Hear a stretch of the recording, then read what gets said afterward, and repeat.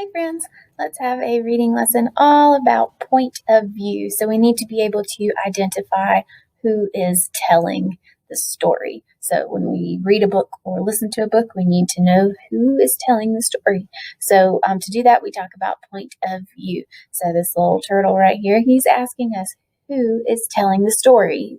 If you know who's telling the story, then you know whose point of view the story is coming from. So we are going to talk about 2 points of view.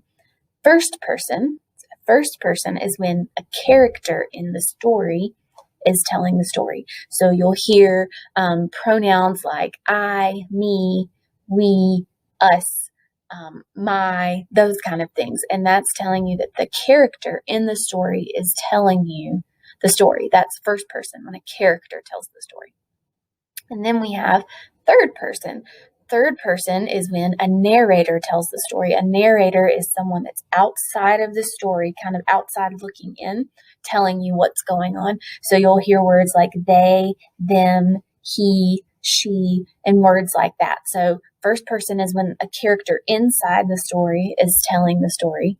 And then third person is when a narrator, someone outside of the story, is telling the story. So we're going to practice determining and identifying who is telling the story with this story, Mistletoe. So remember, there are 2 points of view that we're talking about. First person is when a character inside the story tells the story. And third person is when a narrator, someone outside the story, is telling. So we're going to read, and then you see if you can figure out, is this first person or a third person? Is this a character telling the story or a narrator? 'Twas the season, and Moose was merry. He joyfully tickled the ivories with a tuneful of tidings and a flurry of fa-la-las. He was so full of ho-ho-hos, even his moustache had the holiday spirit. But Moose was more than just a bit merry and bright. He was busy, busy, busy. There was a lot to be done on his list of to-dos. But with orderly organization, a bit of regimentation, lots of imagination, and just plain old Moose know-how, getting ready for the big day should have been simple. Easy, yes, in all probability, just perfectly perfect. He wasted not one merry minute. Moose got moving and put some hustle into the holiday bustle. He went to work. He wrote cards and letters till his hoofs hurt. Check. He shopped till he dropped. Check. He hauled home boxes and bags and presents galore. Moose had gifts for everyone stacked from ceiling to floor. Check, check, check. Then he rapped, yo, yo, yo, and he ribboned, ho, ho, ho, and on each and every package he tied a big, beautiful bow. Check and double check. So far, so simple, so easy, so perfectly perfect. Another look at the list, and Moose headed for the kitchen. He pulled out the pots, pans, and bowls, sifted through stacks and racks of cookbooks. He whisked with his left, spooned with his right. Moose baked tons of tins of cookies. Check. Dozens of cakes, breads, and sweets. Check, check, check. He made jellies, sticky jams. Moose roasted a goose and some chestnuts. He toasted marshmallows and yams. Check, check, check. Triple check. Yes, yes, so simple, so easy, but of course, so perfectly perfect. Decorations were up next on his list of things to do and get done, so Moose decked the halls, then spruced up the walls. He beaded, bowed, and mousseltoed. He gathered garlands, roped wreaths and holly, jingled bells, sang noels. Oh, good golly, this Moose was jolly. Check, check, check, check, check, check, check. Last but not least, he hung all the stockings, each and every one, with special care, and just in time, too. Soon Santa would be there. Check. And final check. Yes, sirree, getting ready for Christmas was an absolute snap, and so simple, so easy, and if he did say so himself, Moose thought totally, utterly, completely, perfectly perfect. On that night before Christmas, Mother, little Sissy, Bucky, and Junior looked all through the house. What a job Moose had done! Everything looked bountiful, festive, quite fine indeed. There was just one minor problem, if you will. Oh dear, sighed the missus, as the 5 stared at one empty corner. Oh my, oh me, oh gee. Pop, what happened? Cried Junior. You forgot the tree.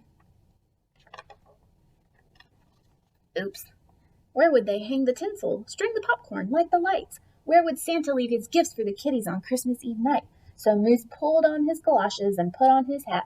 He would find a tree somewhere, somehow, and that's all there was to that. So out went the moose, braving blustery, blowing winds and the cold, trudging through snowdrifts, courage and bold. So far, I want you to think about who is telling the story. So I know I'm the one reading it, but who is telling the story? Is it a character in the story saying all of these things, or is it an outside person, a narrator, looking at this and telling what's going on? What do you think? So this is a story being told by the narrator. A narrator is the person telling this story. And I know that because I see those pronouns, like it's telling you who the characters are.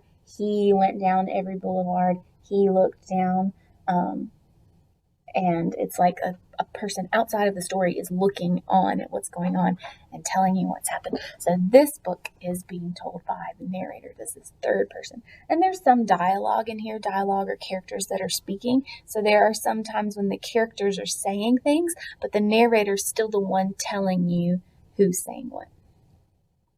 Moose first hoofed it down to the corner. Not a tree to be had.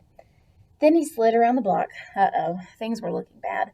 He went down every boulevard, street, and little road. He looked down lanes and alleys. Every tree had been sold. There wasn't a branch, not a twig, not even one lousy, bowless bough hanging around. Nope, nothing. Not a tree to be found. No tree, sighed a sad moose as he came home empty-handed that snowy eve. The kids tried to make the best of it. They said, "Oh, so who needs a tree?" But Moose could plainly see they were short on the glee. He knew he had to do something, and that's just what he did. In the empty corner he stood and spread his arms out very wide. Then he smiled at his children, and he winked at his bride. "Kids," he declared, "fetch your forgetful pop some of that tried and true family glop." And it says, "Dear Santa, we don't have a tree, but leave presents here." They left a sign for Santa. So back came the kids carrying a big pot of glue, and without a word to one another, they knew just what to do. They each took a part, grabbing strands, taking hold, then carefully, oh so carefully, they glopped and they plopped. They pasted and they pressed.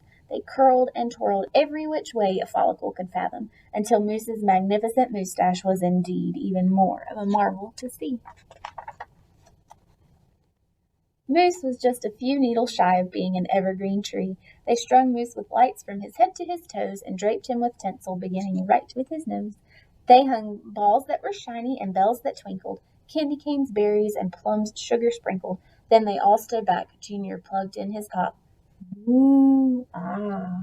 Yes, Moose truly was one incredible sight. He was glorious and glowing, and boy, oh boy, was he ever bright. Then Junior placed the star on top of Moose's head. He gave him a kiss and a pat, and they all headed off to bed. Except Moose, of course. He stayed in the corner instead, still twinkling and blinking and waiting for Santa. Oh, so it wasn't so simple, and it wasn't so easy, and okay, it wasn't so perfectly perfect. But do you know what? It was pretty close. Ho, ho, ho. So there's Moose. I guess Santa found him after all. So Mistletoe is a story told by the narrator. So we've identified who's telling the story. It's a third person point of view. So a narrator is who read or who told this story, who's telling the story. So when you are reading a different book today, see if you can figure it out. Who's telling the story? Is it first person? Is it a character? Or is it third person, a narrator?